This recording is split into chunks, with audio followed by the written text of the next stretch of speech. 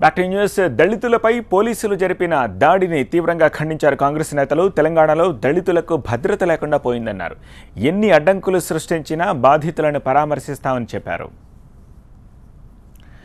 దళితులపై దాడులకు నిరసనగా సిరిసిల్లలో సభను నిర్వహించి తీరుతామంటున్నారు తెలంగాణ పీసీసీ చీఫ్ ఉత్తమ్ కుమార్ రెడ్డి. పోలీసులు ఎన్ని అడ్డంకులు సృష్టించినా సభకు వెళ్తా ఉంటున్నారు ఆయన. ఈ మధ్య దళితులపై దాడులు పెరిగిపోయాయంటున్న ఉత్తమ్తో మా ప్రతినిధి Sampath face to face. Congress చెలో సిరిసిల్ల కార్యక్రమాన్ని నిర్వహిస్తున్నాయి.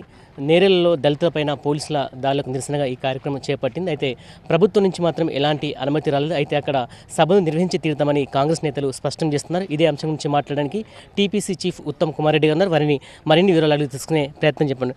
ప్రధానంగా ప్రభుత్వం ఒకటి చెప్తుంది, మేము చట్టం ప్రకారం వారిని అరెస్ట్ చేసాం, కావాలని కాంగ్రెస్ ఇది రాద్ధాంతం చేస్తుందని చెప్తుంది. పోలీస్ స్టేషన్లో దళితులని బీసీలని ఏ విధంగా టార్చర్ చేసిండ్రో కాంగ్రెస్ పార్టీ ఊరుకోబోదు. దాని మీద తగిన చర్యలు తీసుకోకుంటే ఇంకా ముందుకు పోతాం. ఎవరిని చూసుకొని ఇట్లా పోలీసులు బిహేవ్ చేసిండ్రు?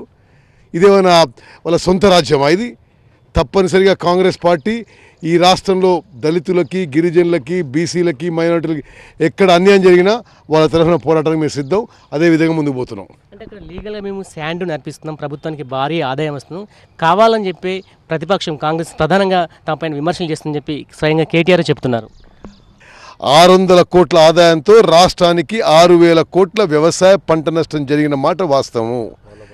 రెండోది, ఏ నిబంధనలు అయితే మీరు పెట్టినరో దాన్ని ఉల్లంఘించినరా లేదా? 6 గంటల వరకే ఇసుక సేల్ ఉండాలి. మరి 10 గంటలకు ఎట్లా ఈ భూమయ మీద లారీ ఎక్కేసి చంపేసింది? దానికి జవాబు చెప్తలేరు. ఎవడిచ్చిన అధికారం? ఆ 40 దళితులని బీసీలని పోలీస్ స్టేషన్ తీసుకుపోయి 5 రోజులు ఇల్లీగల్ కస్టడీలో పెట్టుకొని కొట్టడము, టార్చర్ చేయడము, రకరకాల బెదిరింపు. ఎవరిచ్చింది అధికారము? ఎవరిని చూసి ఆ పోలీసు వాళ్ళు చేసినారు?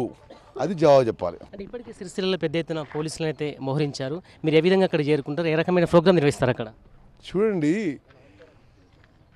దళిత బాధితులని, చనిపోయిన గిరిజన కుటుంబాన్ని ఆదుకోవడానికి, పరామర్శించడానికి, ఆర్థిక సహాయం అందించడానికి మాకు ఎవరి పర్మిషన్ అవసరం? ఎవరి పర్మిషన్ అవసరం లేదు. మా కార్యక్రమం యథాతథంగా నిర్వహిస్తాం.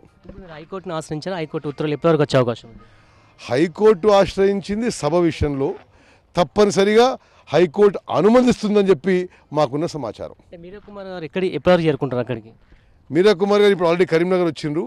పొద్దున్న జైలుకు పోయి ఆ బాధితులని పరామర్శించి ఆ తర్వాత జిల్లెల్ల, నేరెల గ్రామాలకు పోతారు.